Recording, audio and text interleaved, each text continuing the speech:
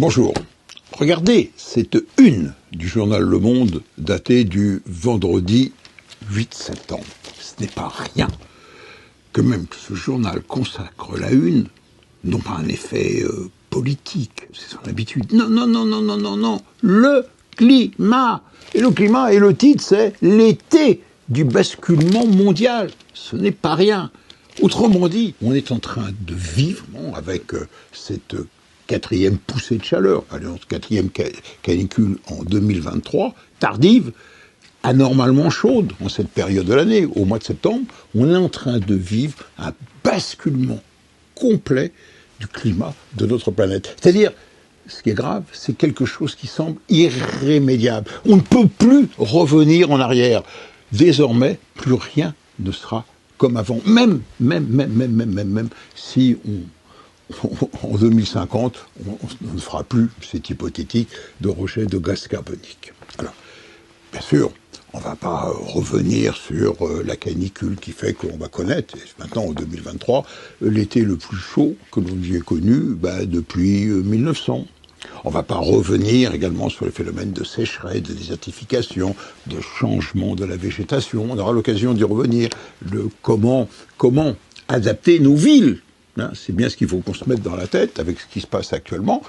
On va avoir à Paris le climat 1000 km plus bas, c'est-à-dire au niveau de Séville ou de Madrid. Autrement dit, avec une construction à bâti qui ne correspond pas du tout à l'évolution du climat. On ne va pas revenir sur ce qu'a fait également un article du Monde, je cite mes confrères, le réchauffement inéluctable, la disparition à la fin du siècle des glaciers, de la plupart des glaciers de la planète. D'après l'auteur de cet article, il dit, près de 83%, c'est-à-dire plus des 3/4 des 215 000 glaciers du monde auront fondu.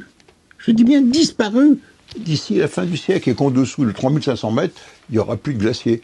Autrement dit, et c'est très important pour la suite, des pays comme la Suisse, les Andes vont perdre leurs réserves d'eau douce, leurs châteaux d'eau. Non, on va s'intéresser cette fois-ci à quelque chose de nouveau, de ce qui se passe là, au niveau des deux pôles. Vous vous souvenez, on a beaucoup parlé du fait que le réchauffement, en ce moment, a beaucoup plus d'effet au pôle Nord, et surtout au pôle Nord, que dans les régions, dans nos régions.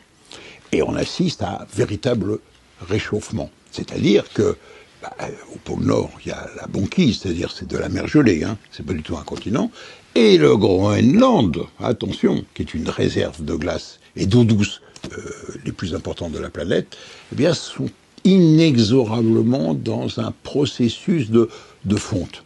Et un article, je cite encore mes confrères du Monde, un spécialiste disait que à l'horizon 2050, au mois de septembre, il n'y aura plus jamais de début de formation de la banquise.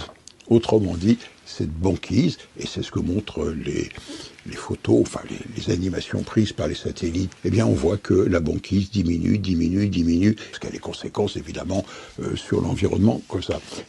Par contre, ce qui est important, c'est de se demander pourquoi. Qu'est-ce qui se passe ?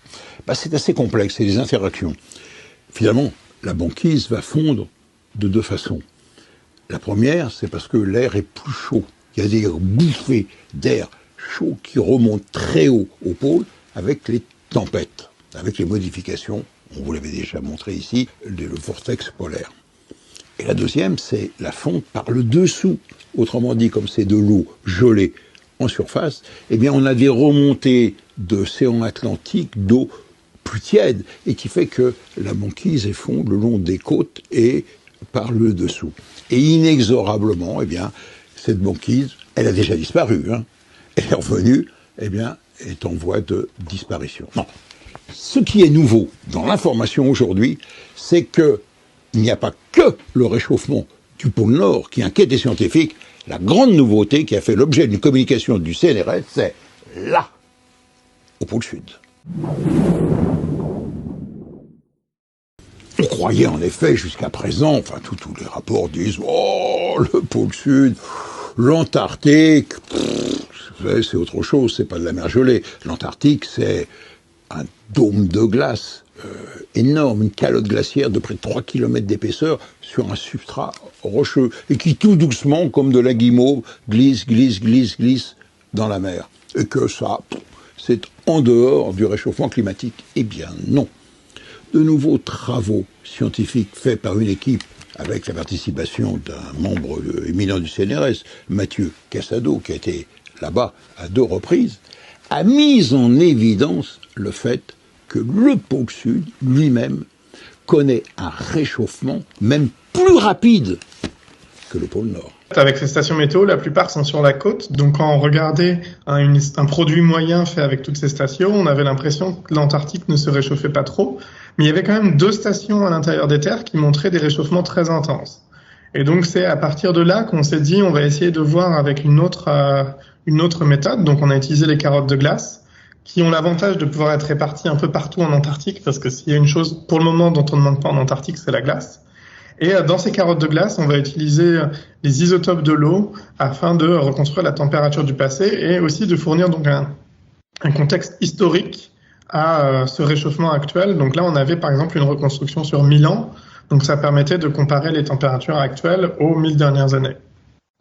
Donc là, on voit bien que la signature du changement climatique lié aux activités humaines, même si on n'a pas d'émissions de gaz à effet de serre intenses en Antarctique, puisqu'il y a quelques scientifiques qui travaillent là-bas, mais toutes les activités humaines dans le reste du monde affectent aussi l'Antarctique. Et donc là, on observe un réchauffement en Antarctique de entre 0,22 et 0,32 degrés par décennie, alors que, par exemple, la moyenne mondiale, c'est plutôt entre 0,14 et 0,18 degrés par décennie.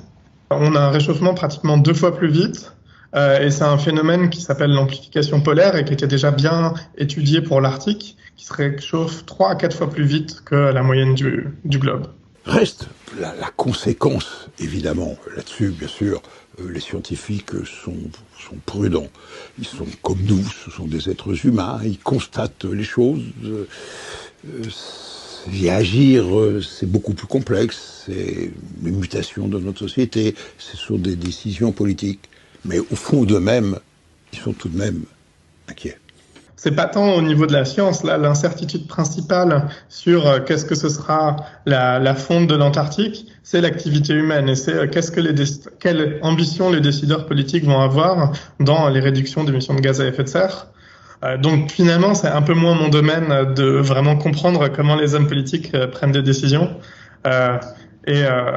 Mais en tant que citoyen, j'essaye de voter pour que ces décisions reflètent un peu mes opinions personnelles. En résumé, ce qui est extrêmement grave, et on a l'impression, d'après les scientifiques, qu'on est engagé dans un processus irréversible. C'est-à-dire que quoi que nous fassions maintenant, même si l'on arrête la production, le dégagement de gaz carbonique, qui doit être nul à l'horizon 2050, ce qui me semble, on y reviendra, totalement illusoire, le processus de modification des 2 pôles, et surtout du pôle Nord et puis du pôle Sud, est irréversible, est engagé. Et on va vers leur disparition.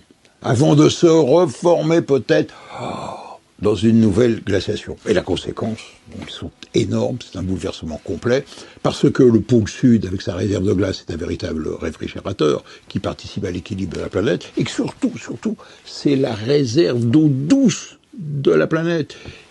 Et donc, ça va poser des problèmes pour l'alimentation des fleuves, des rivières, pour les calottes glaciaires, les glaciers alpins, mais surtout, ça va poser un énorme problème qui va être la circulation océanique et l'élévation du niveau de la mer, où on vous parle de 50, 60, 70 cm. Dernier point, la dernière glaciation, où là les glaciers, vous vous souvenez, descendaient jusqu'à quasiment Lyon et à New York, fait que le niveau de la mer avait descendu de 120 mètres, et que l'on allait donc à pied sec de Paris, qui n'existait pas encore, à Londres, qui n'existait pas encore. Donc, on a encore du temps pour voir les choses. Mais n'oublions pas, les choses sont en train de changer. Dernier point, les Autrichiens font preuve d'un peu d'humour, assistent comme nous, avec notre mer de glace, à la disparition d'un glacier alpin, et donc ils ont procédé à son enterrement, ils ont fait un cercueil avec la glace d'un glacier et ils vont l'enterrer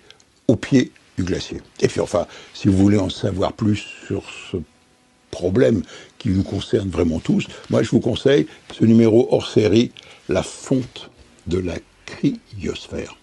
Allez, à la semaine prochaine.